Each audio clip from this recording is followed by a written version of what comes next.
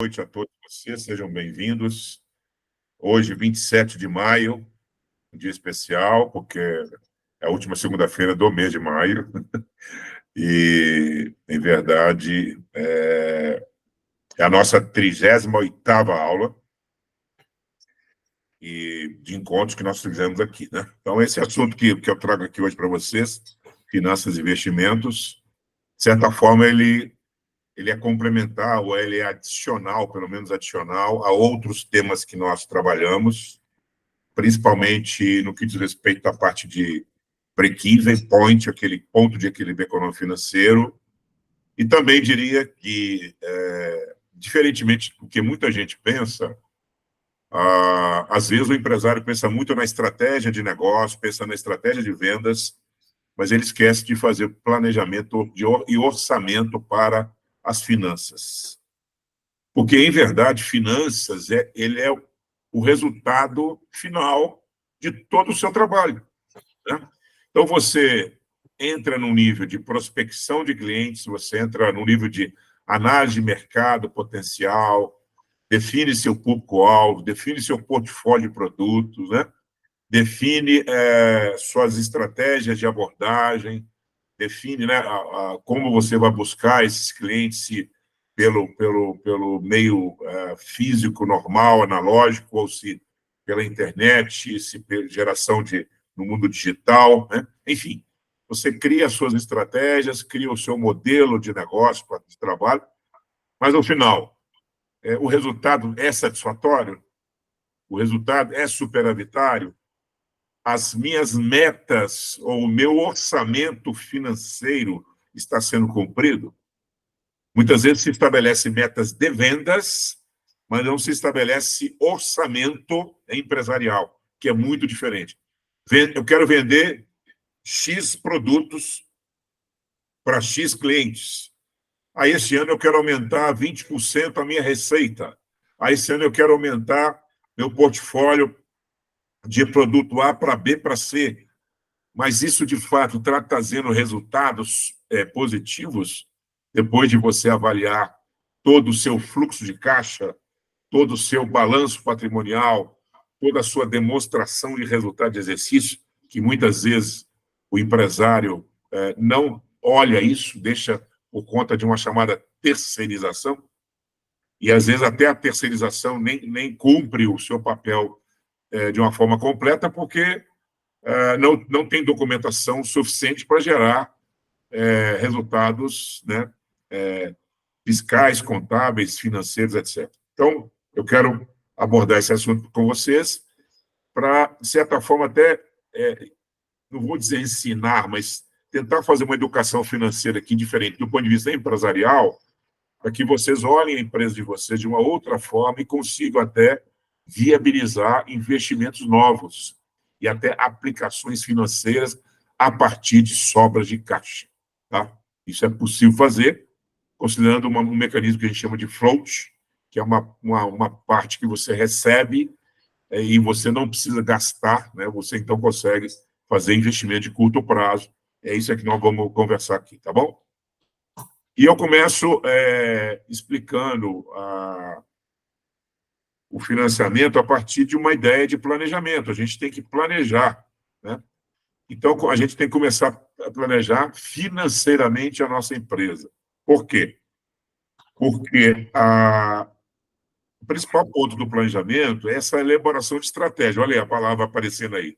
Planejamento tem muito a ver com estratégia. Só que, do ponto de vista financeiro, são estratégias para quê? Para nós gerenciarmos os recursos financeiros da empresa de uma maneira eficiente, porque é processo, e de uma maneira eficaz, porque é resultado, tá? Então, eficiência é processo e eficácia é resultado. Gravem isso para a vida de vocês, tá? E envolve, além disso, um detalhamento, né, uma análise bem detalhada das finanças atuais, ou seja, com previsão de receitas. Olha aí, então as metas de vendas vão entrar na previsão de receitas, mas eu tenho também que ter um controle das despesas futuras, ou seja, das despesas, eu diria, custos também, para que a gente possa criar um plano objetivo para alcançar essas metas ou esses objetivos que, no final, são financeiros. não adianta eu só vender. Eu tenho que vender a uma quantidade X, a um volume Y, né, trabalhando aí todo o meu potencial de negócio, todo o meu mercado-alvo, todo o meu cliente ideal, a gente já falou isso em aulas passadas, mas, sobretudo, tendo resultado, tendo rentabilidade, pagando os meus custos fixos, variáveis, foi a aula de break-even, mas, sobretudo, tendo o resultado final, que é o que vai me remunerar, porque vocês, como sócio de empresa, vocês têm duas remunerações, gente, isso é importante. A remuneração pelo trabalho, que chama pro labore, que é aquela retirada que você faz todos os meses, chama-se pro labore, e sobre esse valor você recolhe previdência social, no mínimo. E dependendo do valor, paga até imposto de renda. Tá?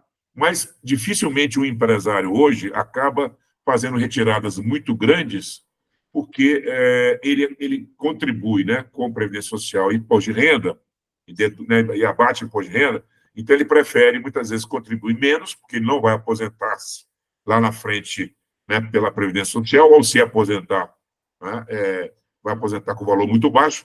Eu mostrei, vocês perderam, mas eu mostrei numa das aulas que eu fiz, a relação, a queda, né, da relação salário mínimo e teto da aposentadoria. Em 2003, há 21 anos atrás, foi o último ano que nós tivemos uma paridade igual a 10 vezes o salário mínimo. Então, o teto da aposentadoria era 10 vezes o salário mínimo. Hoje seriam 14 mil reais, mais ou menos, né? 14.120. O salário mínimo é 1.402. Hoje é 7.786. Então, nós tínhamos lá em 2003, há 20 anos atrás, 10 salários mínimos como teto da aposentadoria. Hoje são 5,5. E a tendência é decrescer mais ainda. Ou seja, por que isso? Porque nós temos dois aspectos. A longevidade, as pessoas estão vivendo muito, mais do que no passado, e tem uma redução drástica, muito séria, da taxa de fecundidade no mundo, não só no Brasil, mas no mundo. Nós estamos aí com 1,5, 1,6 casal, né? Isso vai descer, vai descer, vai descer, e nós não teremos condições de aposentarmos por um valor de 10 vezes o salário mínimo. Não existe. Hoje já não existe, 5,5, né? E já não aposenta com 5,5. A média, 2, 3, 3,5. Então, por isso que eu estou falando, você, como sócio, tem remuneração do prolabore, que é o seu trabalho, e a segunda remuneração, que é o que é mais interessante para você, é a remuneração do capital que você colocou na empresa. O que é o capital? O investimento que você fez. E é sobre ele que repousa exatamente o seu maior resultado, que é o resultado de lucro, o seu lucro líquido, tá bom? Então, essa análise detalhada é importante para fazer não só a previsão das receitas, mas a previsão das despesas e dos custos para alcançar esses objetivos. E, ao final de todo esse planejamento, o que você vai estar fazendo? Você vai estar garantindo a sustentabilidade das suas operações e também o crescimento da sua empresa. Ou seja, e é um crescimento que vai acontecer naturalmente, ano a ano, ou mês a mês, semestre a semestre, trimestre a trimestre, semana a semana, dia a dia, de acordo com as suas metas, tá? Então, empresários 5.0, vocês precisam ter a clara noção da importância de estabelecer um planejamento orçamentário financeiro, não só definindo metas de vendas, nem tampouco estratégias de vendas de produtos, mas o orçamento financeiro, tá? Ok? Vicente está chegando aí numa nova pegada, com novas parcerias, novos produtos. É muito importante, gente, você estabelecer não só a sua, né, a sua meta de negócios, mas também o quanto vai te sobrar, né? Eu vou explicar isso de novo mais à frente aqui, na hora que eu mostrar uma outra situação aqui. Então, os componentes desse planejamento passam por aqui, ó. Primeira ferramenta que vocês têm é o orçamento. Eu já dei uma planilha para vocês lá na aula de Break-Even Point, onde eu construí um horizonte de janeiro a dezembro, coloquei lá receitas recorrentes, que são os seguros na área de benefícios, receitas anualizadas, que são os produtos que você, por exemplo, automóvel, que você recebe a comissão já antecipadamente, você só vai ver a receita daquele cliente no ano seguinte, tá? Então, é preciso você fazer um orçamento. Cíntia, está começando agora, de novo, né? O planejamento orçamentário é muito importante, onde você vai desenhar uma planilha simples, projetar suas receitas, mas também projetar as despesas e os gastos que vão acontecer. Sobrou capital? Aplica. Não sobrou capital, né? Nós vamos ter que dar um jeito. Ou aumentar a meta, ou buscar recurso de capital próprio, né? Então, essa é a primeira ferramenta, o orçamento. Segunda ferramenta, fluxo de caixa. E aí, gente, para as empresas do setor que vocês atuam, o fluxo de caixa é muito diferente. É diferente de qualquer outra atividade. Por quê? Porque você, quando vai, por exemplo, para um comércio, vamos falar um comércio. O comércio, alguém compra uma mercadoria, um produto qualquer, se você tem uma loja ou tem distribuição de mercadorias, você recebe a comissão integral daquele produto e ter saudações, né? E você tem que vender mais para receber mais, vender mais. Isso acontece conosco? Acontece, dependendo do produto. Mas também, dependendo do produto, você tem receita recorrente, que é o caso todo da área de benefício. Todos os produtos têm, né, recorrência quando se diz respeito a benefício. E eu lembrei vocês aqui em aulas passadas que já tem, inteligentemente, seguradoras praticando o reagenciamento ou agenciamento na renovação. Eu achei isso fantástico, porque tem muito corretor mal avisado, né, ou mal intencionado, que faz o negócio hoje, recebe lá 200% de agenciamento, aí no ano seguinte, na da renovação, buscava outra companhia para também se capitalizar. Não precisa de fazer isso mais, porque tem algumas, até para neutralizar isso, já pagam agenciamento na renovação. Tá? Isso é muito importante. Bom, então o fluxo de caixa de vocês vai depender fundamentalmente da questão estratégica. Olha como é que está isso absolutamente conectado. Por quê? Porque a sua estratégia vai ser definida a partir do quê? A partir das definições prévias que você vai ter de mercado, produto, público-alvo, ok? Cliente ideal. Então, que produto você vai vender? Se você vai vender produto na área de patrimônio, a maioria dos produtos na área de patrimônio estabelece o quê? Um pagamento de comissão antecipado. A seguradora te paga no fluxo de caixa. E você só vai reaver comissão daquele produto ou daquele segurado só no ano seguinte.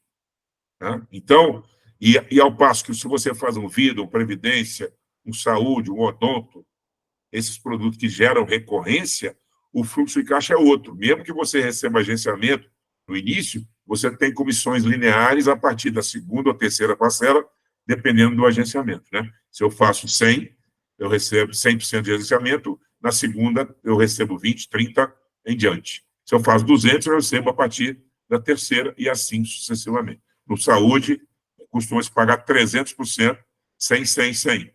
E a partir da quarta parcela, paga-se uma comissão linear, dependendo do negócio. Tá certo? Então, o componente fluxo de caixa é muito importante para que vocês tenham em mãos o controle de entradas de comissões na linha do tempo, dependendo dos produtos, da linha de produto que vocês fazem, além disso, das despesas que vocês, né, terão de honrar compromissos ali de custos e despesas no dia a dia da operação. Tá bom? Então, o fluxo de caixa ajuda vocês, primeiro, a controlar a previsibilidade de receitas. Segundo, a controlar os gastos, os custos da empresa de vocês e, obviamente, no nível pessoal, claro que vocês podem fazer também. E terceiro, se sobrar dinheiro, gente, aplica. Aplica por 20 dias, aplica por 15 dias, mas aplica. Não deixa o dinheiro parado. Já estabelece uma conexão com o seu gerente do banco lá, porque eles têm papéis de liquidez diária que vocês podem fazer aplicações. Não deixa de parar da conta, não.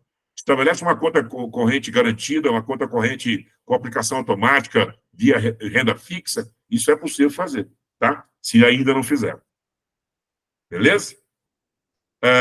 O terceiro ponto são as análises de custos, né? Ou seja, também tem a ver com aquela aula que eu já fiz aí no passado.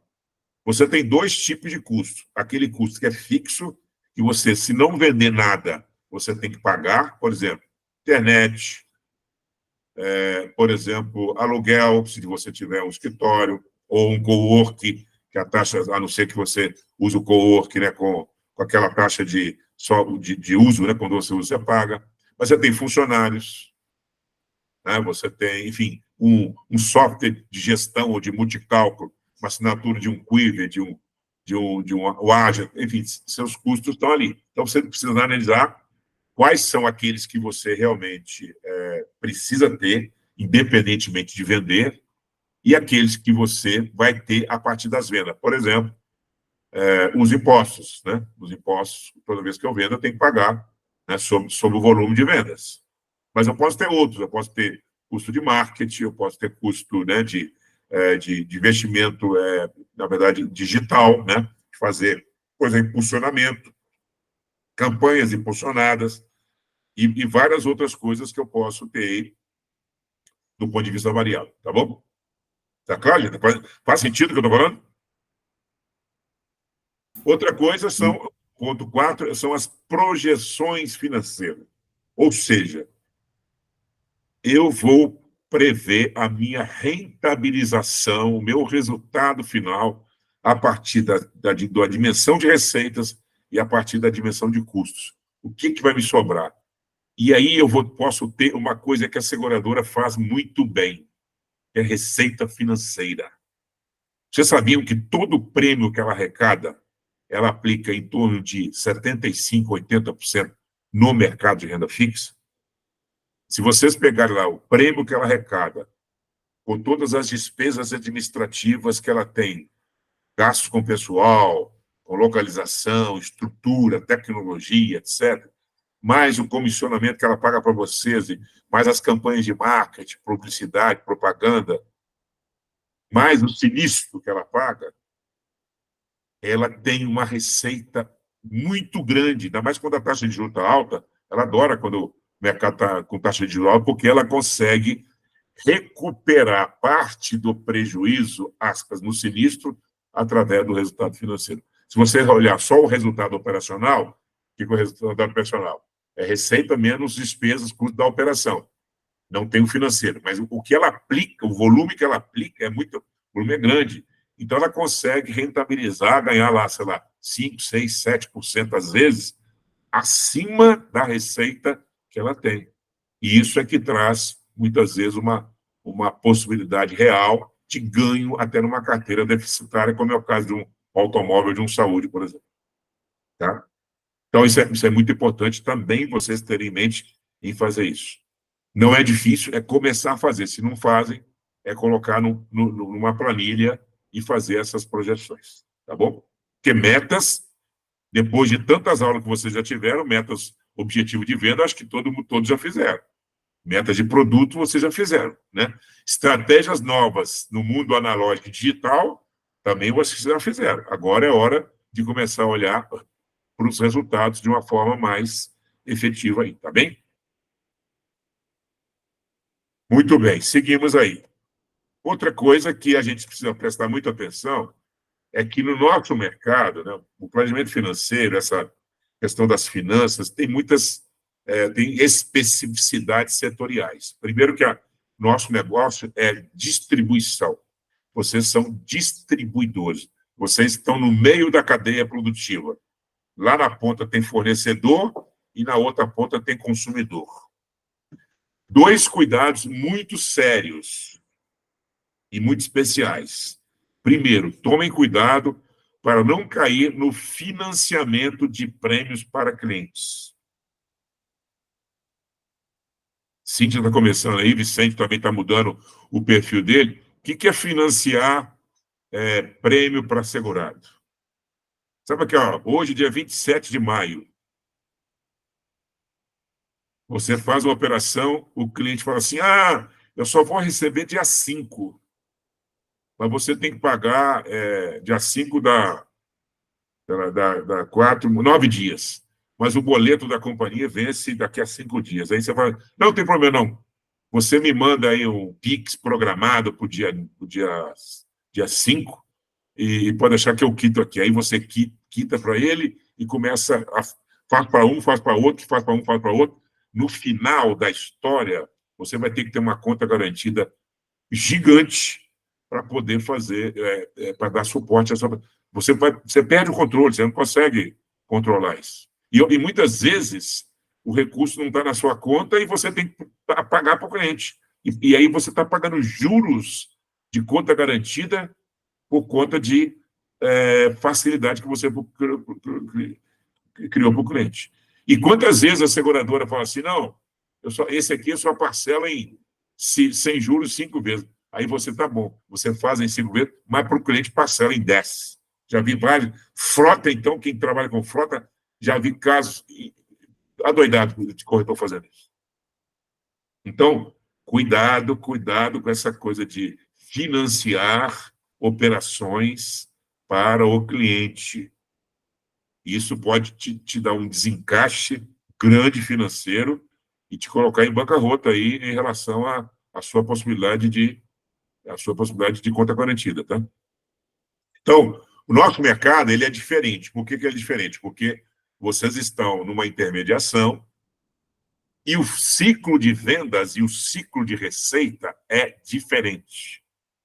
Em média, parem para pensar, não precisa responder agora não. No final da aula a gente volta a falar. Parem para pensar, qual é o tempo médio de recebimento de comissões que vocês têm a partir de um cliente que vai começar a ser prospectado hoje. Você começou a conversar com ele hoje. Você vai fazer 1, 2, 3 contatos. Quantos contatos? Depois de fazer contatos, primeiro você prospecta o cliente, entende a necessidade dele, faz a abordagem, trata as objeções, apresenta a proposta, aí ele fecha. Aí gerou uma proposta. Essa proposta vai virar uma apólice, que vai gerar um boleto para ser pago. Então, olha o gap que existe entre o contato com o cliente, o fechamento da operação, até o recebimento efetivo da sua receita, comissões. Não adianta ele só pagar o prêmio, não. Ele tem que pagar o prêmio e a seguradora reembolsar vocês depois. Né? Então, a natureza do negócio, o setor de seguros, previdência e saúde, é diferente de um comércio, de uma indústria, em que você negocia prazo de pagamento, em que você negocia receitas diferentes. Né? Aqui você precisa de realizar uma venda, depois de prospectar o cliente, de mostrar a ele uma proteção ideal para atender a sua necessidade, e depois é que vocês vão receber. Muitas vezes, gente, demanda 45, 60 dias para você receber uma comissão. E nesse período, o que vai acontecer? Vai acontecer que você precisa de ter um caixa positivo para receber essas comissões, para fazer frente às suas despesas. Né? Então, a natureza do negócio, ciclo de vendas e ciclo de receita é diferente por conta de comissões e prêmios que nós temos aqui. Tá? E sem contar que o nível de comissionamento, vou mostrar para vocês daqui a pouco, ele também difere tremendamente, né, de uma operação normal. Tá? Bom, os desafios financeiros, então, são fazer uma boa gestão de comissões, porque as comissões, de novo, ou elas são capitalizadas na primeira ou segunda parcela, dependendo do parcelamento do prêmio, e dependendo do produto. Então, se você faz um automóvel com 15% de comissão, se o prêmio está parcelado em até 6, 7 vezes, você recebe tudo na frente. Né? Então, se parcelou lá em 5 vezes, você recebe tudo na primeira e volta a receber só no ano que vem. Mas se for o outro produto, se você trabalhou no seguro empresarial, sei lá, com 10 de parcelamento e 20 de comissão, você vai receber na primeira e na segunda. Né? Ok? De 10 parcelas, eu recebo 10% do prêmio, a seguradora, né? 10% do prêmio em cada uma das parcelas. Se eu tenho uma comissão de 20, essa comissão vai ser paga de 2 vezes, ok? Isso é importante observar. Assim como também o agenciamento do seguro de vida ou do próprio saúde. Beleza? Então, a gestão de comissões ela é fundamental aqui.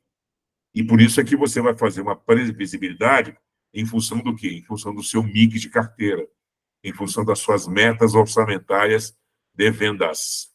Assim como também vai fazer uma previsibilidade sobre as despesas operacionais. O que você gasta na sua operação. E aí botar na ponta do lápis mesmo.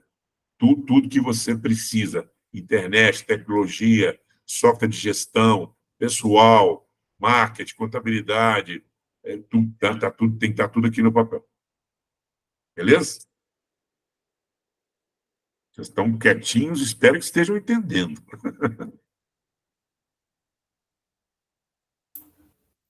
Quietinha, anotando aqui. E muita informação. Não, acho que não temos tanta informação. Não. Vamos lá. Aqui, quais os benefícios da gente realizar esse planejamento? Né? Vai ajudar na tomada de decisão, vai ajudar na gestão de riscos, e aí eu até extrapolo, dizendo não só na sua gestão da sua empresa, mas você pode viabilizar isso até para um cliente. Na hora que você for trabalhar com um produto de benefício, vida e previdência principalmente, essa gestão de risco aqui ajuda muito você a entender a necessidade do cliente para fazer as ofertas mais assertivas possível. E, por fim, a eficiência operacional, que é o processo, né, de controle que nós temos que ter. Então, vamos lá. A tomada de decisão vai te ajudar onde? Vai te ajudar com base nos dados financeiros, e os financeiros, quando você tem isso controlado, eles passam a ser dados financeiros sólidos. Então, a sua tomada de decisão, ela é perfeita. E eu gosto muito, eu repito o exemplo, eu até na aula lá do Previdência ou de Vida, sei lá, eu falei isso. Esse mês, dia 23 de maio agora, teve uma festa maravilhosa em Patos de Minas. A festa Pena Milho. Adoro dar esse exemplo. A Renata já sabe do exemplo. A Pena, gostei muito de ir lá, porque eu sou apaixonado com curau, eu sou apaixonado com picolé de milho verde, com sorvete, tudo que milho tem milho, eu sou apaixonado. Curau, então, você não pode ver um curau com canela, que, nossa, é delícia. No frio, então, é delicioso. Bota um queijinho, assim, queijo de canaça, pico ele assim, joga ali no... Ai, eu fico igual a criança, tomando mingau. É verdade, eu confesso. Mas, enfim, então, a FenaMilho, lá em Patos de Minas, ela, de repente, você, né, tem negócio na região, ou, enfim, está interessado em entrar na região, aí você é convidado, ou tem uma oportunidade, depois de fazer uma prospecção lá, com os organizadores, lá de participar da feira.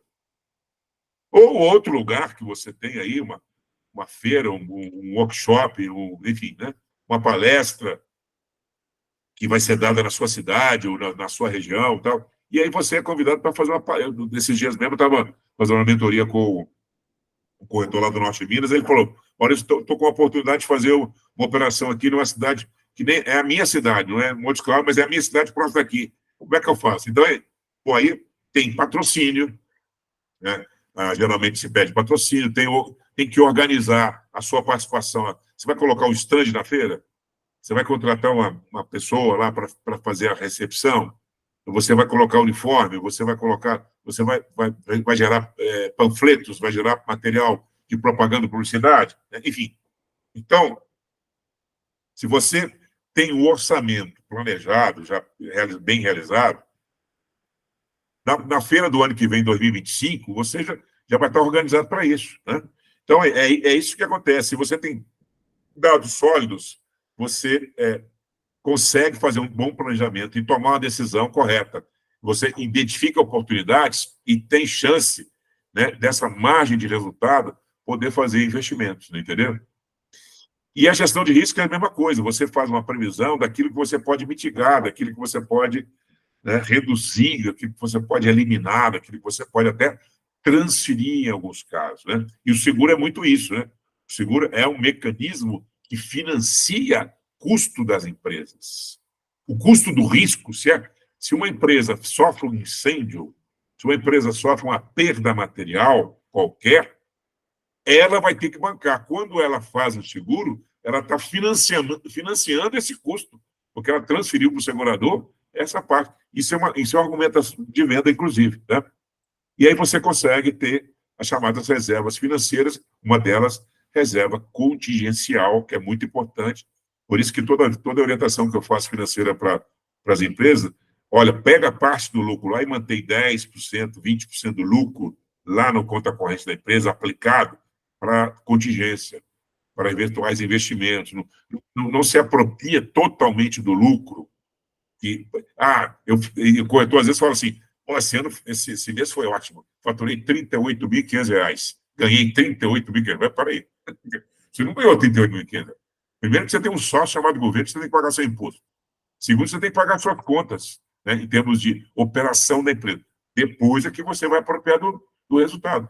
E mesmo assim não deve apropriar de tudo, deve apropriar de uma parte, ou da boa parte, 80%, 90%, mas deixa lá 10% ou 20% na empresa para manter um caixa positivo e uma aplicação financeira para uma reserva de contingência, sem contar aquela reserva financeira que você também pessoalmente deve ter, no mínimo, para 12 meses.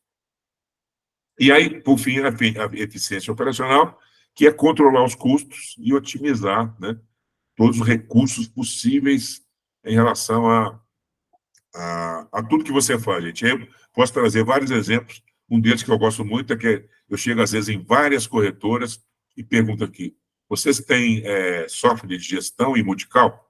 Temos. Qual é que você tem? Eu tenho o Quiver e o Agile. Como assim, Quiver e o Agile?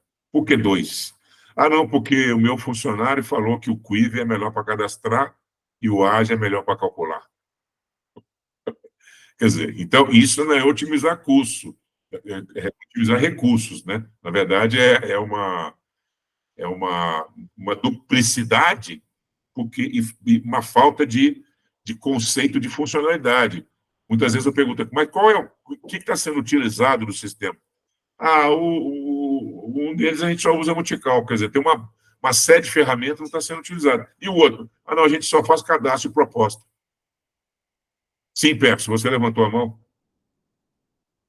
É uma questão que eu vejo muito que é complicado para quem tem funcionário em corretora e para todos, né? É a questão do 13º, né? Se você não fizer um planejamento financeiro para pagar 13º, é uma coisa que chega no final do ano, é uma surpresa não muito grata, né?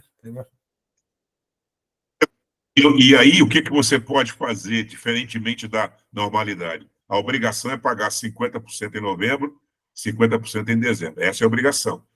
Mas muitas empresas fazem isso de uma maneira muito mais inteligente. Chega julho agora, ou finalzinho de paga na folha de junho, os 50%, o que é muito mais interessante e, às vezes, até de forma surpreendente para o funcionário. Isso é um diferencial de tratamento. E você pode fazer isso, né? Pode dar essa recompensa, esse benefício, né? Esse reconhecimento para o funcionário de forma o quê? Planejada. Né? O orçamento financeiro, o planejamento financeiro entra justamente para isso, né? Para trazer esses benefícios. Não só oportunidade de crescimento de mercado, mas também de valorização profissional, uma oportunidade de dar um treinamento para o funcionário, de repente, que estava fora do escopo de previsibilidade que a seguradora, né, faz ou não, né? Esse curso que nós fizemos, que custou em R$100, R$100 para... a boa parte do curso era para custear a plataforma digital e a maior parte para dar para a CUFA, que é a Central Única da Favela, uma outra parte também para os gaúchos. Então, quer dizer, R$100. O que é R$100 para um investimento para funcionário de uma corretora? Né? Mas, mutatis mutantes, Deus, um dia chegou lá. E aí, eu quero dividir com vocês aqui essa maravilha aqui de comissionamento, né? Isso aqui é uma maravilha. Tem muito comissionamento. Quando eu falo de gestão de comissão, olha, Vicente, aí são muitas informações mesmo, porque vocês precisam saber gerir todas essas comissões aqui. Ó. Você tem comissão de angariação, tem comissão de agenciamento, que é diferente de angariação. funciona basicamente na parte do saúde, né? A gente chama mais a angariação. Tem muitos produtos de saúde que você recebe lá 100, 300%, primeira, segunda e terceira parcela, e a partir da quarta não recebe mais nada. Não tem receita recorrente. Não tem comissão de corretagem. Então, tem muitos produtos assim, depende da configuração da tarifação, da conta e tal. Tá? O agenciamento, basicamente, ele funciona na parte de vida e previdência. Também é espetacular, porque, gente, quando você, olha só, se você coloca 100% de agenciamento numa operação, você está recebendo antecipadamente, sobre o prêmio anual, 8,33. Está recebendo 8% do prêmio anualizado.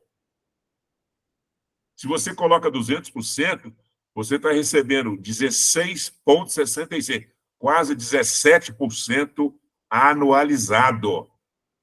Isso é muita grana. Por isso é que um seguro de R$300 de prêmio mês, com 100 de agenciamento e 30 de comissão, vai dar exatamente R$1.290 por ano de comissionamento para vocês. Vamos fazer a conta? R$300, 100%, dá 300. Só que eu vou ter 11 parcelas, 30 sobre 300, dá 90. Então, vezes 11, 990. Mais os 300, 1.290. Acompanharam o raciocínio? Sim, Cíntia, pode perguntar. Maurício, você tem experiência com o sistema de gestão financeira do Quiver? Sim. Ele é bom? Bom. Aliás, todos os sistemas que estão disponíveis para gestão, seja o Agile, o Quiver, o Segify, o Tex, todos eles têm fluxo de caixa muito bom. Você pode fazer um fluxo de caixa por ele, tá? Se não, eu posso passar um monte aí que você tem, baixa no Google, mas aí eles não são específicos de seguro, tá? Mas para tentar concentrar num sistema único, né? Não tem sentido você fazer um fluxo de caixa separado. Tem muito sentido. Isso. Tá? Okay. Então, você pode fazer ele tanto vai capturar, né, na linha do tempo as comissões a receber, como também você pode fazer lançamento. Você pode fazer o lançamento lá e ajustar, por exemplo, uma campanha de venda, alguma coisa assim, é o que eu vou falar aqui agora. A comissão direta, Vicente, é aquela que você recebe sobre a sua venda, né? Mas temos também a comissão de produtividade. O que é a comissão de produtividade? Sabe aquela, quando chega assim, olha, se você gerar, cada negócio que você gerar aqui, a seguradora fala assim, cada negócio de residencial para você, eu te pago R$10 por proposta, né? Então, isso é campanha de produtividade, né? Que é diferente das campanhas abaixo aí. Tem a comissão do comercial, que é uma meta, isso muito corretor acha bom, mas boa parte acha ruim. Que a seguradora fala assim, olha, se você me mandar R$30.000 em prêmios esse mês, eu te dou mais 2% na comissão. Então, você fica refém de vender aquele produto, fica louco para vender aquele produto, e nem sempre aquele produto é o melhor para o cliente. Tem que tomar cuidado com isso, viu, gente?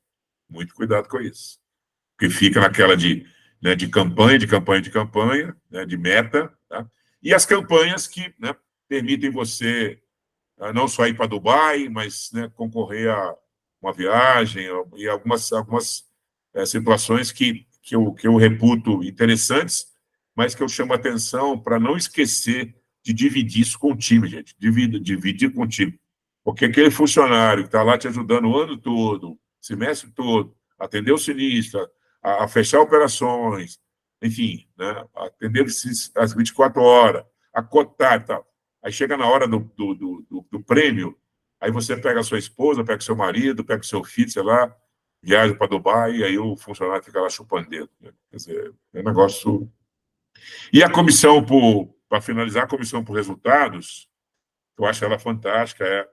Isso depende muito de uma estratégia maior de concentração de negócios, em você não diversificar muito a sua carteira, porque senão você fica pequeno em várias, né? Então, se eu tenho lá 100 mil de produção, Se eu divido em 4, eu vou ter 25 mil em cada uma. Se eu dividir em 10, eu vou ter 10 mil em cada uma. Eu fico pequeno, né, nas 10, mas fico grande em 4. Né? Então, eu tenho que tomar muito cuidado com isso, porque a comissão do resultado é aquela que é muito em função do sinistro, né, da sua sinistralidade, e as companhias remuneram bastante bem isso. Eu já vi casos, eu trabalhei em seguradora, que a gente pagava lá, por exemplo, 6 vezes, até 6 vezes a média anual, média mensal, desculpa, de comissões da corretora. Então, sei lá, o ano, por exemplo, 2023, apurou-se o resultado da corretora. A corretora gerou 1 milhão de resultado, de lucro. Então, 50% vai para 500 mil reais vai para a corretora, o que corresponderia, no máximo, a 6 vezes a comissão dela mensal. É muita grana, cara. É muita grana. Tá? Sim, Renata, você levantou a mão?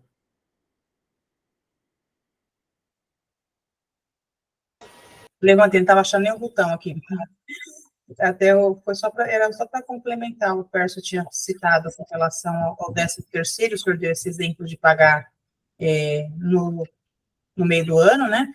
Mas também ter uma previsibilidade para uma rescisão, também é importante, né, professor? Mas aproveitando aqui o ensejo, que o senhor já comentou, né, que a oportunidade de pagar esse 13º agora no meio do ano, isso contabilmente para o nosso perfil de negócio é legal. Normal. É só eu comunicar a contabilidade. Eu quero pagar agora no salário do mês 6, eu quero pagar os 50% do 13º. Normalíssimo. A lei diz lá, você tem que pagar até novembro, você vai pagar antes. As empresas que o senhor identifica, ou que já atendeu, que faz essa gestão dessa forma, elas convidam o colaborador a optar se quer receber agora ou em novembro? Não, aí é igual, todo mundo é igual. Não tem, eu não quero receber agora, só quero... Não, você vai lá e aplica. Ensina o cara a aplicar. Fala, tá bom, pega o dinheiro aqui, aplica aqui. Quando for em novembro, você gasta ele. Né? Tá. Mas não tem esse tratamento desigual, não. Tem que ser igual para todo mundo. Tá? Bom, então, diante dessa situação aqui, vocês têm como fazer essa gestão, e observem bem que isso aqui é o recebimento que vocês terão. Porém, vai depender do ramo que você vai trabalhar, do produto que você vai, né, atuar, né, como você vai comercializar. Tem corretoras que gostam, e eu acho isso bastante inteligente, de receber o comissionamento nas parcelas, e não receber antecipado. Tem seguradora que eu acho que ainda permite isso. Né? Você faz a opção de receber à vista no fluxo de caixa da seguradora, ou faz a opção de receber por parcela. Né? Por quê? Uma vez que você recebe antecipado, você vai ter o compromisso de fazer mais negócios. É um efeito bicicleta. Você tem que pedalar para fazer, né, o mesmo número de receita do mês anterior, em se tratando de comissionamento antecipado. Agora, quando o comissionamento é parcelado ou na recorrência, que é o mais interessante, aí você vai se dar melhor. Né? Então, tem tudo a ver. Você está vendo como é que finanças tem a ver com meta de venda, objetivo, produto, mercado? E, por falar nisso, é uma coisa que eu quero chamar, eu já falei isso uma vez e vou repetir aqui para vocês. Eu acho que vocês têm uma missão muito dura na hora de definir qual é o ganho de vocês. Vocês têm uma missão muito dura. E é preciso aprender a fazer um pouco diferente do que o mercado até então pratica. Eu sou extremamente favorável a essa inovação. Eu vou explicar como que vocês vão fazer isso. Olha só. Como é que a seguradora estabelece o custo, né, para que o segurado vai pagar? Primeira coisa, ela considera o chamado, esse azulzinho aqui, esse retângulo azul aqui, chama prêmio de risco. Ou seja, é o valor que ela vai cobrar para fazer frente ao chamado prêmio estatístico, ou prêmio puro, porque ele vai pagar só o sinistro. Então, imagina o seguinte, eu tenho lá 100 mil pessoas na minha carteira de vida. 100 mil pessoas. Eu sei que 2% morrem, então morrem 2.000 pessoas. Se essas 2.000 pessoas morrem, qual é o prêmio médio que eu tenho que cobrar delas? Qual o custo médio que eu tenho que cobrar delas para pagar, por exemplo, 200 mil de indenização? Né? Eu tenho que pagar, eu tenho que cobrar R$100, né? Entenderam? Então, esse é o prêmio. Só que a seguradora não cobra só isso. Ela tem que cobrar outras coisas. Ela tem que cobrar isso aqui, ó. Ela tem que acrescentar ao prêmio do risco, ao prêmio do sinistro, ela tem que acrescentar 3 coisas. A despesa administrativa, que é a chamada DA, ou seja, o custo da operação dela. Ela tem que remunerar o capital para o acionista, quer dizer, é o chamado lucro esperado pelo acionista. Isso tudo é em percentual, tá? E ela tem que fazer um carregamento de comissão, que é chamado de carregamento comercial. O quanto ela vai pagar. Então, esse item aqui, ó, vou até marcar ele para vocês. Esse item aqui. Poxa. Esse item aqui. Não tá dando. Caramba.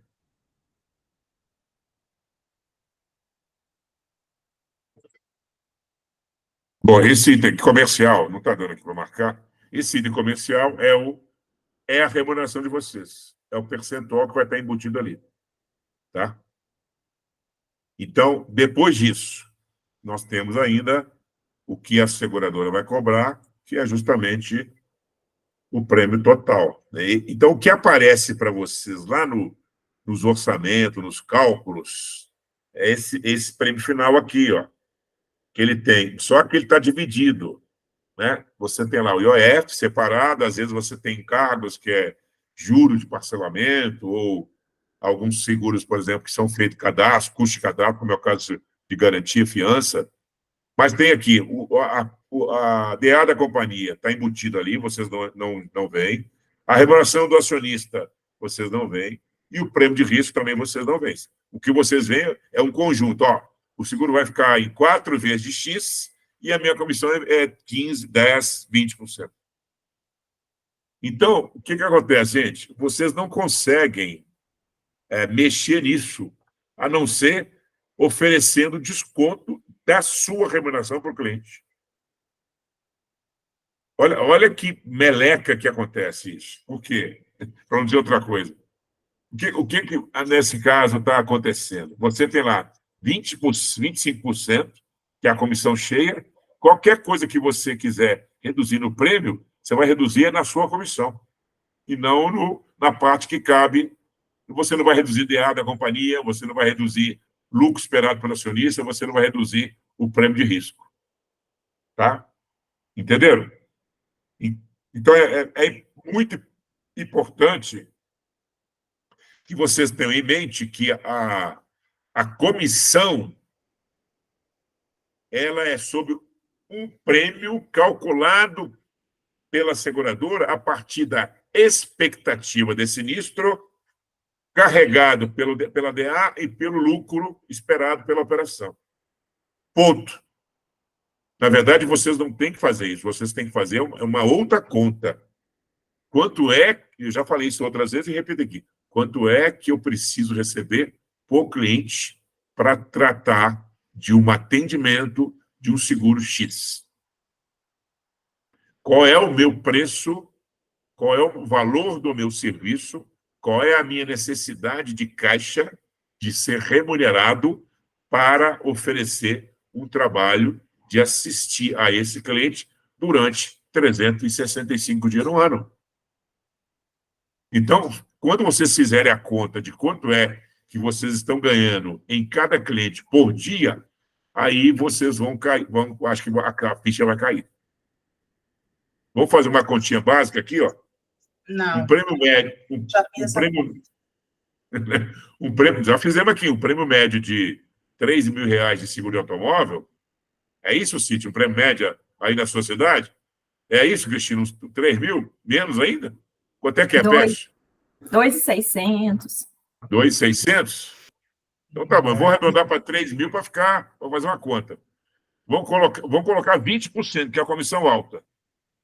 Vocês vão estar ganhando R$600 por ano nesse cliente. Divide por 12, dá quanto? Bruto, né? Isso é bruto, hein? Pois é, divide por 12. 600 por 12 dá quanto? 50. R$50. Dividido por 30 dias? 1,66. Exato, isso. Então você está ganhando R$1,66 num prêmio de 3 mil com 20% de comissão. Prêmio alto, 3 mil, comissão alta, que é 20%. Fora da realidade. Então, o problema, gente, o problema é que vocês estão ganhando isso de forma bruta, né? Vocês estão ganhando de forma bruta. Você tem imposto para recolher, você tem os custos fixos administrativos todos para pagar, aluguel, telefonia, internet, né? No O mínimo software. 50%. Hein? No mínimo 50% disso. Não sei se é 50%, depende. Funcionário, se tiver funcionário, é por aí. Né? Então, É triste tem que demais. valer a pena. Tem que valer a pena. Vocês têm que escolher o produto certo. Agora, faz essa conta inversa. Pega um seguro de R$300, como eu fiz aqui, né? Que não é difícil, eu acho, R$300 um cliente pagar por mês para um bom seguro de vida. É um bom, dependendo da faixa etária dele, é um bom seguro. Não é, Vicente? Um cara de 40 anos aí, uns R$300 é um bom seguro, vai ter doença grave, vai ter tudo mais, e vocês vão receber quase 1.300 por ano desse cliente. Né? Então, enfim, é muito diferente. Então, fazendo essas contas, é que vocês vão perceber que talvez vocês não tenham que fixar um percentual em cima do prêmio, e sim estabelecer um valor mínimo para a operação. Em cada cliente automóvel, eu vou ter R$500 de manutenção, 400, 600, aí vocês vão definir. Tá? Beleza? Eu vou só fazer um comentário. É tudo muito bonito, mas a realidade é outra, né, Maurício? Eu peço, você, nessa sua colocação, a minha língua coça. Mas não dá. Se você vier para o mercado, a realidade é outra, completamente diferente. Só que tem uma coisa. Olha, pode falar. Não, eu acho também uma coisa assim, hoje você tem muito cliente, nem cliente não é, eu acho que é o consumidor de seguro que é oportunista demais. E assim, eu acho que a partir do momento que você tiver coragem de falar para o cara, não faço, e meu preço é esse, fulano faz com ele, não tem problema nenhum. E outra coisa também que eu acho que nós corretores não fazemos é cobrar assessoria de cliente que vem pedir informação que não é cliente seu, uma pessoa que vem ligar. Isso eu falei hoje no escritório. Uma cliente que foi meu cliente em 2022 foi ligar lá no escritório para abrir um sinistro de terceiro para ela. Falei, mas faço R$500 a minha consulta. Se você quiser fazer, não tem problema nenhum, a gente faz. Um exemplo. Porque isso... Não, pode falar. Você tem razão e não tem razão. Eu sei. Você tem razão porque eu sei que a realidade é diferente. Para você. Mas, na verdade, a realidade é essa que eu estou colocando aqui por uma razão um tanto quanto matemática e de posicionamento empresarial. Tá. Eu já expliquei isso aqui e vou repetir. Qual é o problema que nós temos no mercado? É que o consumidor considera a proteção, seja ela qual for, uma commodity. Ela comprando com você, ou com a Cíntia, ou com a Cristina, ou com a Renata, ou com o Vicente, ou com qualquer outro, ou outra, é igual. Ela comprando um produto seguro, com qualquer um de vocês, em qualquer seguradora, é igual. E ele pensa assim porque ele tem a cabeça de que ninguém explicou para ele que seguro é diferente. Ninguém explicou para ele que as coberturas são diferentes, que os clausulados são diferentes. Simplesmente a cotação é transmitida ao consumidor, pretenso segurado, de uma forma muito sintetizada. Prêmio, franquia e parcelamento. Ah, o seu seguro total fica em X. Em 4 vezes sem juros. E esse é o erro do corretor. Então, quando você começar a preparar ofertas de forma melhor, ou seja, de forma mais explicativa, mesmo no automóvel, você faz um relatório para o cliente, ó, essas são as suas coberturas, essas são as suas garantias, essas são as suas assistências. Esse é o seguro mais completo que eu estou te oferecendo, por isso que ele tem um valor diferente. Ah, mas está caro? Não, está caro não. O que é caro? É isso, isso, isso. Você está pagando quanto? Está pagando R$3.000 por ano, dividido por... Aí você faz a conta para quanto é que está pagando por dia, faz as coisas. Entendeu? Então, a oferta, por isso que eu falo, você tem razão e não tem, porque a oferta não pode ser feita mais como ela era. Até alguns corretores não vão mudar isso, mas se você mudar a sua forma de ofertar, o seu nível de abordagem, o cliente vai perceber uma diferença gigantesca e vai dar muito valor para essa forma nova do que uma forma tradicional simplificada. Mas eu faço isso, entendeu? Eu faço muito bem explicado isso, entendeu? Pois é, ou seja... A gente vê aí hoje, para você ter ideia, eu vi isso aí já é... O concorrente passou o preço para o cliente, eu achei absurdo. O cara, o futuro cliente, ele entrou na tela do computador, na cotação da seguradora, tirou uma foto só do valor que ele ia pagar e mandou para o cara. Pois é. Eu não faço isso, entendeu? Falando assim, eu faço tudo isso que você falou. Explico todas as coberturas, toda a assistência, e ainda se o cara me dá a oportunidade de falar que está diferente, você tem condição de me mandar para me ver? Aí eu mostro ponto a ponto para ele e falo, olha, é isso, é isso, é isso, é isso. Entendeu? Perfeito. Ou seja, você faz um trabalho consultivo. É isso que o corretor tem que fazer. Né? O trabalho tem que ser consultivo. Por isso é que você pode se dar ao luxo, e ao luxo mesmo, de ter um valor de serviço melhor. Porque a pergunta que está ali no slide é onde está o valor do seu serviço? Né? O quanto você cobra pela sua consultoria. Né?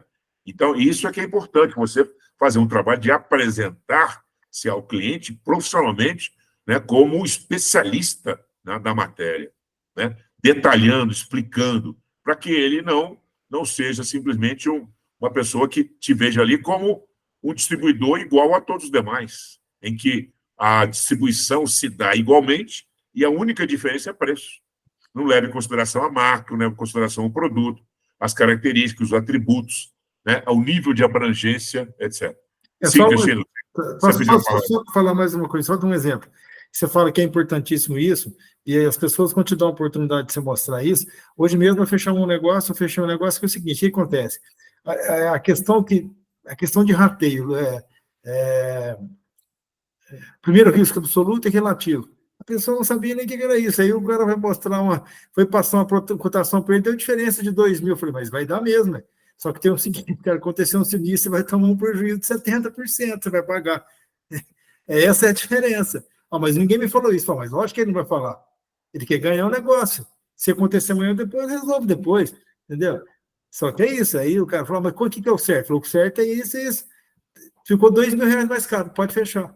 Isso é trabalho consultivo. A aula que eu dei, uma das aulas que eu dei, eu acho que você não estava presente, que eu falei sobre a matriz BCG, que é a Business Consult Group, né? Que é a matriz BCG, que é a matriz, inclusive, tem a vaquinha leiteira, tem o abacaxi, e tem cliente de abacaxi, então vocês querem, tem produto abacaxi, cara, entendeu? Você tem que procurar, é a vaquinha leiteira, é o crescimento, né? Enfim. Sim, Cristina, fala aí. Então, eu já faço isso há um tempo, sabe? Esse trabalho de explicar. E hoje mesmo eu tive um caso, a cliente falou comigo, olha, eu arrumei um preço melhor, falou o valor. Aí eu falei, bom, você pode passar a cotação para eu ver o que tem de diferencial? E aí era renovação minha, né? É uma apólice minha que tinha danos morais, tinha corporais, mas tudo incluído. E aí o cliente passou, o outro corretor lá passou assim, é vergonhoso, né? Aqui em Sete Lagoas a gente tem uma... Assim, os corretores, a hora que você olha danos materiais corporais, você passa mal, sabe? Então, eu não faço. No meu escritório, não faz mais abaixo de 200 mil danos materiais corporais.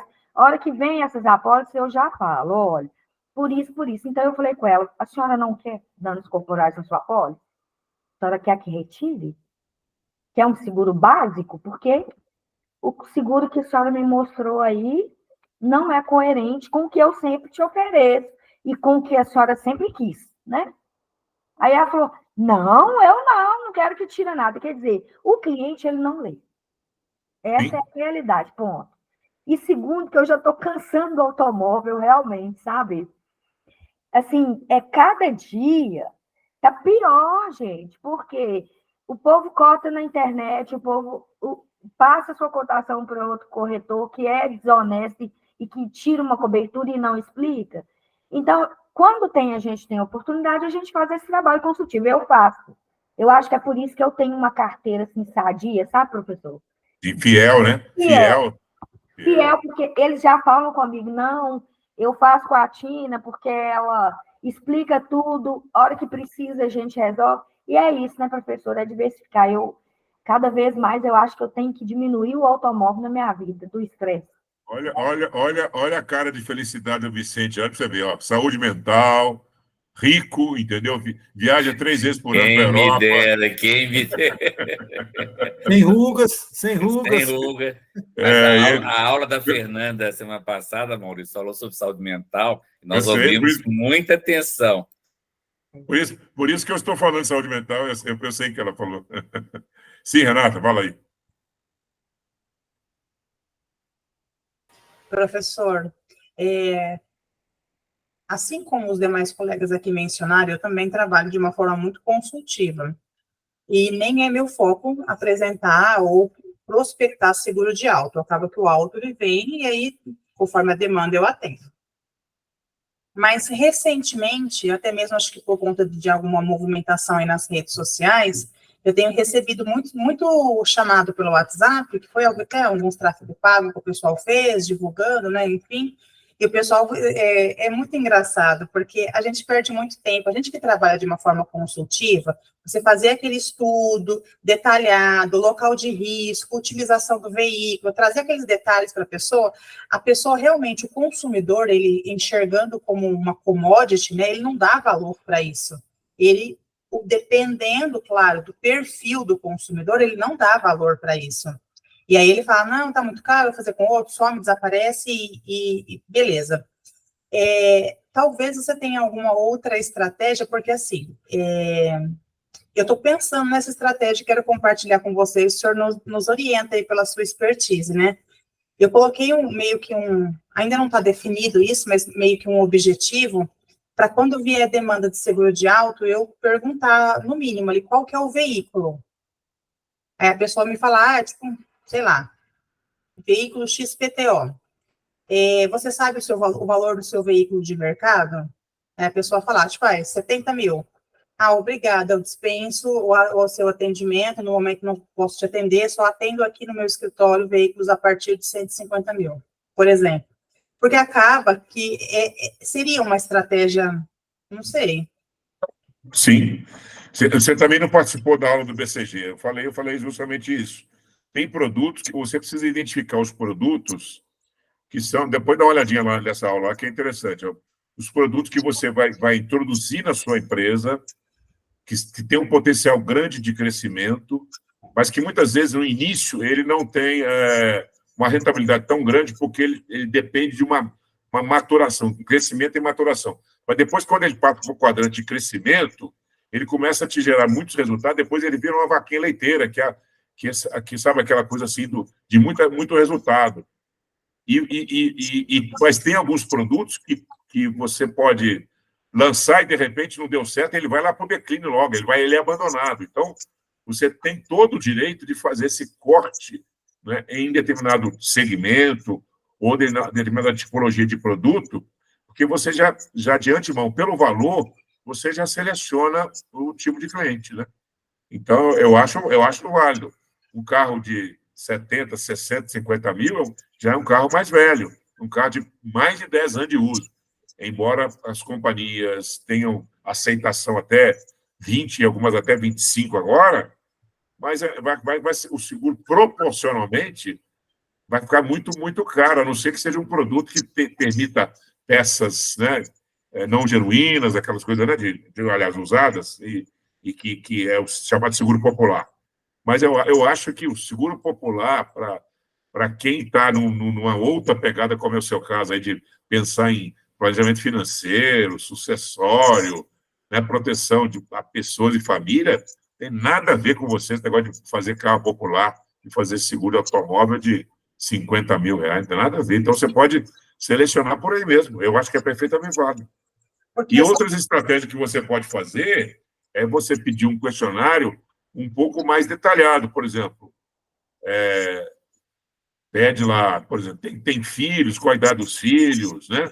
Se é empresário, qual o ramo de atividade, por exemplo, porque, de repente, esse cara tem um carro que não é de 150 mil, mas aí você tem o outro lado, né, que não vai dispensar.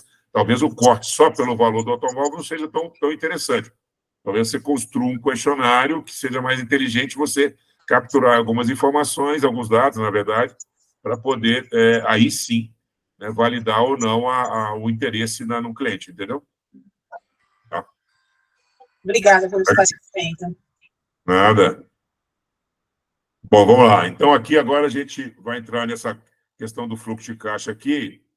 Isso aqui é uma particularidade das corretoras que eu falei para vocês. Ó.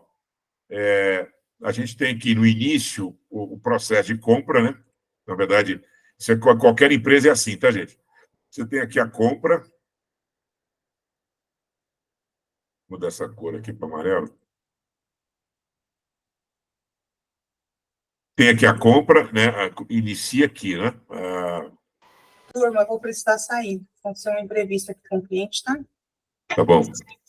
Até as vendas. Então, esse período aqui nós chamamos o ciclo econômico, ou seja, é o período que você adquiriu, por exemplo, uma matéria-prima, mas não é o nosso caso, é o período que você está, na verdade, a gente pode traduzir isso como um período que você está conversando com o cliente, né, e ainda não tem, né, a venda não aconteceu. A venda acontece mais à frente e depois é que você vai receber, né, por essas vendas. Então, você tem um período aqui, mesmo antes de receber, antes de vender ou antes de receber a venda, você tem períodos que você tem que fazer pagamento, né? Pagamento de salário, pagamento de aluguel, pagamento por exemplo, das assinaturas que você tem, no caso de tecnologia, internet, né? Então, você tem, na verdade, que saídas de caixa antes das entradas de caixa. Então, isso aqui que precisa ser controlado para você medir qual é o seu capital de giro, tá?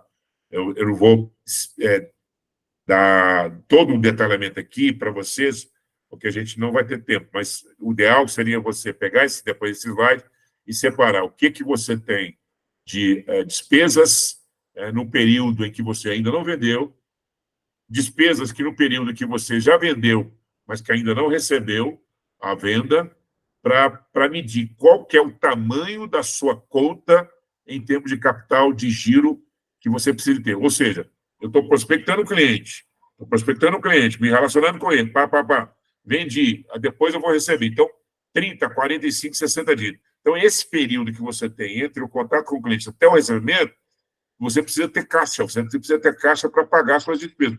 E como é que você faz isso? É com capital próprio, né? Então, esse é um problema, tá? Ou com outras vendas de outros produtos que você já tem, tá?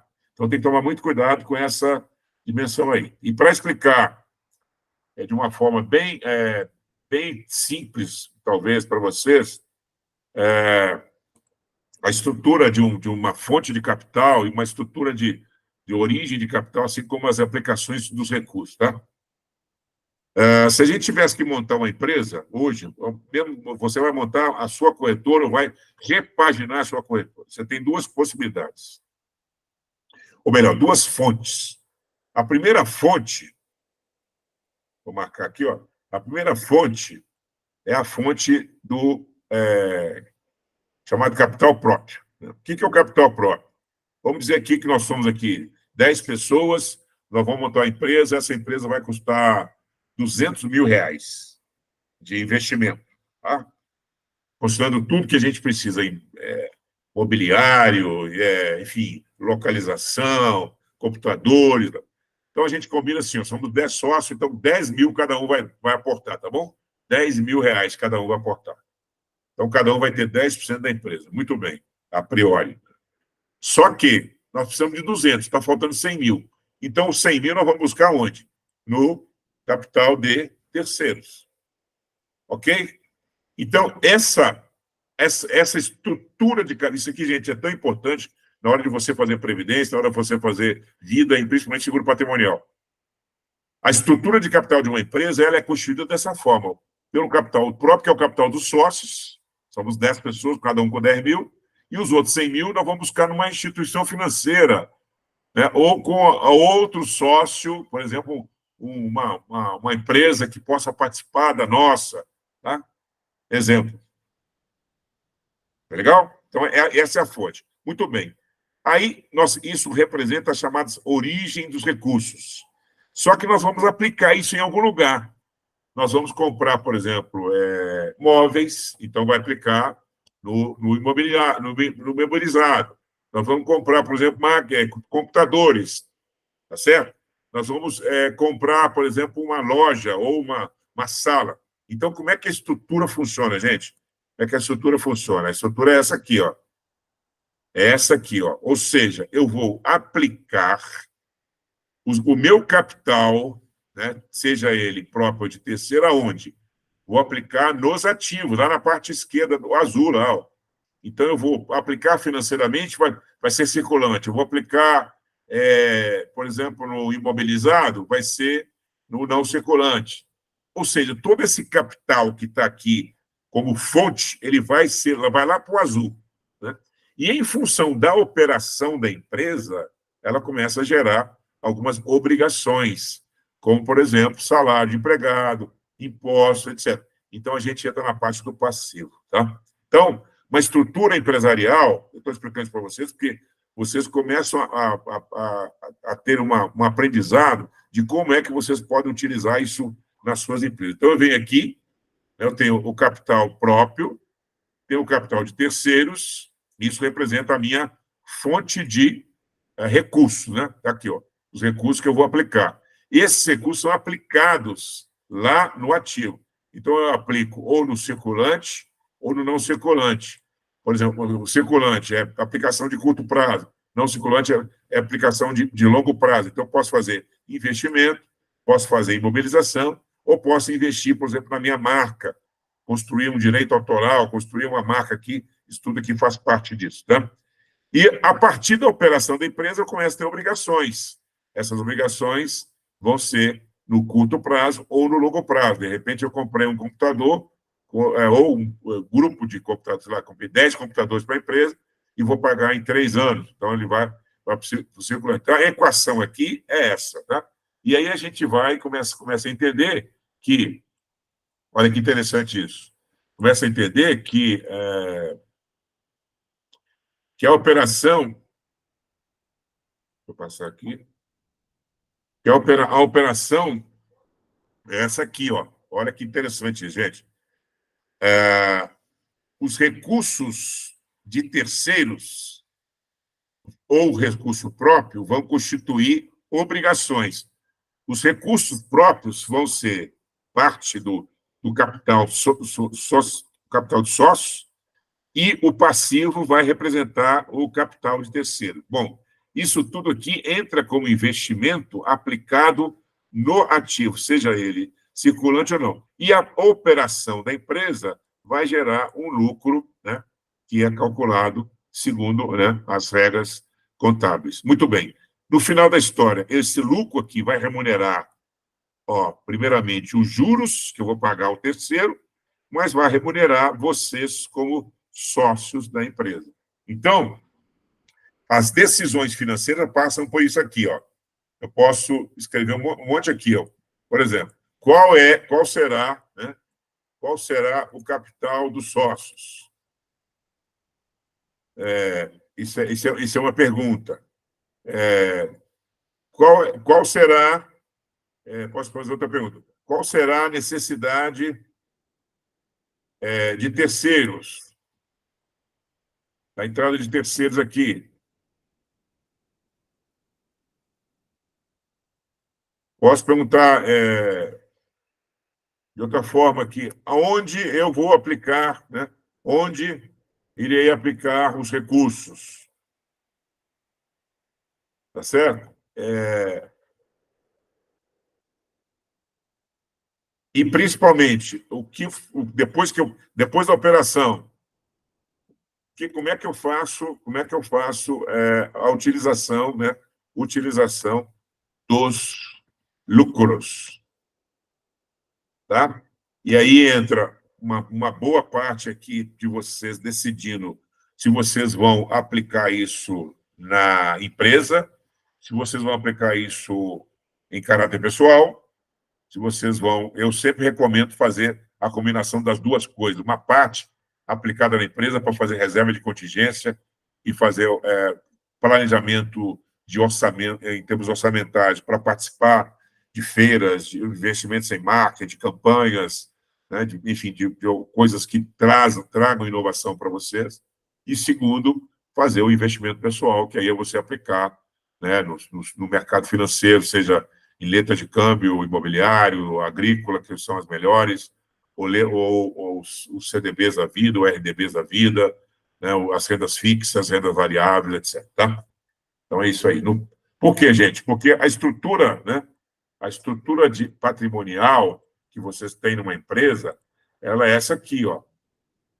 Ela é essa aqui.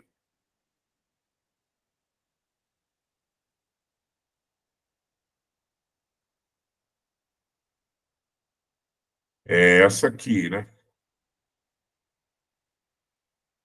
Porque como é que a gente explica isso aqui, né? De um lado, você tem as origens do capital, se é capital próprio de terceiros, e do outro lado, as obrigações. Ou seja, as suas fontes e os seus investimentos, tá? Essa é uma equação bem básica que a gente tem. Diminuindo o ativo do passivo, eu vou ter patrimônio líquido, conforme mostrado aqui, né? No slide anterior, né? Então, eu pego o azul, diminuo do rosa aqui, e eu tenho o verdinho, que é o patrimônio líquido, né? Legal? E aqui eu tenho uma outra explicação que é muito importante. Essa aqui serve, inclusive, para calcular o chamado valuation das empresas, em que eu tenho a receita de vendas, em primeiro plano, né? Eu tenho aqui a receita bruta de vendas, eu faço todas as minhas deduções de impostos, basicamente a corretora é assim, eu tenho, então, a receita líquida. Aqui eu tenho os chamados meu custo variável, então receita líquida menos o custo variável, eu tenho a minha margem bruta. Diminuo as despesas variáveis, então eu vou ter a minha margem de contribuição de cada negócio. Depois disso, deduzo os gastos com o pessoal, as despesas operacionais, então eu vou ter aqui esse valor do EBITDA, ou EBITDA, como queira, que é justamente o cálculo que se faz para obter o valor das empresas. Se você quiser saber qual que é o valor da sua corretora, sem levar em consideração carteira de clientes, está aqui, ó, exatamente aqui, né? Que é o resultado da sua operação líquida, dos gastos operacionais, né? Dos gastos tributários e dos custos fixos e variáveis, né? Depois você tem a depreciação, amortização e exaustão, que é basicamente depreciação de imobilizado. Se você tem carro, aliás, tem um comentário importante a fazer aqui, que muitas vezes eu vejo corretores colocando carro nas empresas, comprando carro na PJ, e isso é uma bobagem danada. Por que é uma bobagem? Porque você pode até obter uma vantagem na hora que você compra, porque a pessoa jurídica geralmente tem desconto de frota.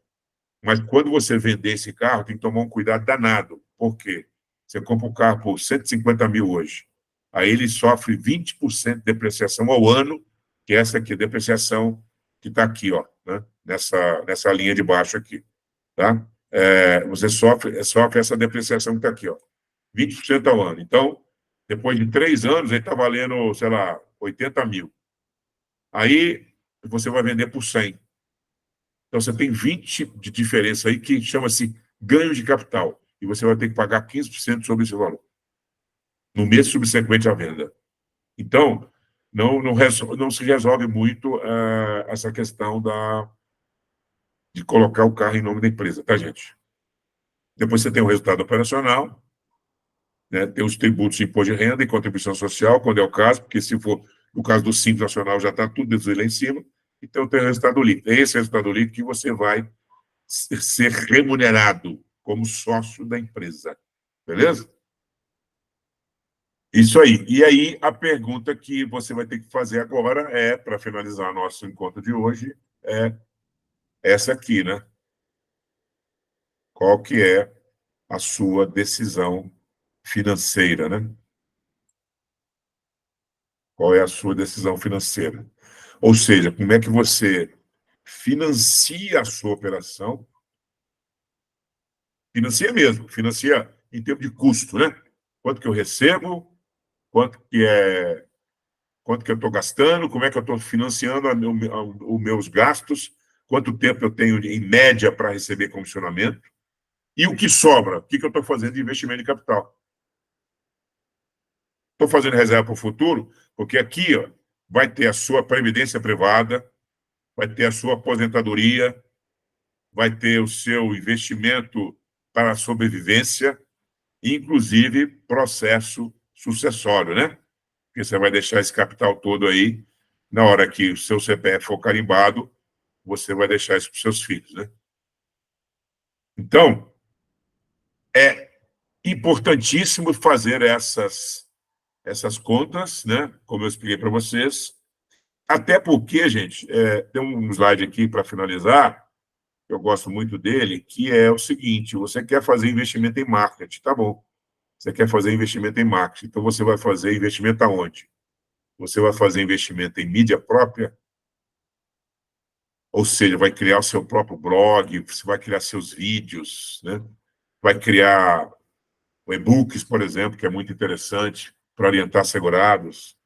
Você vai criar a sua mídia social, que é considerada uma casa alugada, ou seja, você vai fazer postagens, né? E vai encaminhar e-mail marketing, vai fazer impulsionamento nessas redes, né, etc. Vai ter presença em eventos, como nós já falamos aqui há pouco, né? Vai ter uma mídia espontânea que você pode usar influenciadores, né? Pode fazer outras formas, e também a mídia paga, que é aquela que você impulsiona, que você faz geração de leads. Então, os seus objetivos de negócio, né, passam por objetivos, né, por uma definição de marketing. E aí você tem que ter, né, se você quer crescer, se você quer mudar o seu portfólio, você quer aumentar a sua rede de negócio, você precisa, né, de investir em marketing. E aí tem que ter capacidade de capital para fazer isso, tá bom? Era isso que eu tinha para hoje. Espero ter ajudado vocês de alguma forma aí nesse debate. Agradeço e fico à disposição para perguntas.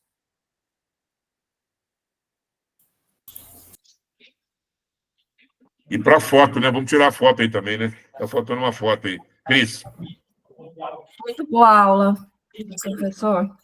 Excelente. Lembrei meus momentos de faculdade, vendo custo. Relembrei contabilidade, se falasse isso tudo. Com esses 40 anos. Não. Ô, gente, isso tudo são ferramentas, né? Fluxo de caixa, orçamento, planilhas de custo, né? Controle de gastos, custos, capacidade de geração de investimento. O que você tem? Você tem que programar, por exemplo, ainda para 2024, de repente, a partir de julho, por exemplo, eu vou ter alguns eventos para participar, né? Eu vou ter, de repente, feiras que eu quero estar, de repente, workshop que eu quero. De repente, você está lá no agronegócio, você vai ter um evento lá de encontros sei lá, dos produtores rurais, Aliás, semana passada foi o dia do café, né? Dia 20 e poucos, 23, sei lá, 21. Então, dependendo do seu negócio, eu vou participar de um congresso médico, eu vou participar de uma feira. Eu vou participar sei lá, da feira de máquinas agrícolas, vou participar da feira de tratores, vou participar da feira de automóveis, vou participar do encontro de síndicos profissionais, sei lá. Então, tudo isso, você precisa de ter não só a segurança financeira, mas a perspectiva e a previsibilidade de estar participando disso, né? E que isso representa crescimento. Se você não tiver isso orçado, vai ficar difícil. Comentários? Excelente. Bom demais. Excelente. Puxão de orelha para todo mundo, né? Não, eu vou parar a gravação aqui e a gente continua, tá? Se alguém quiser. Obrigado a todos. Boa noite. Boa noite.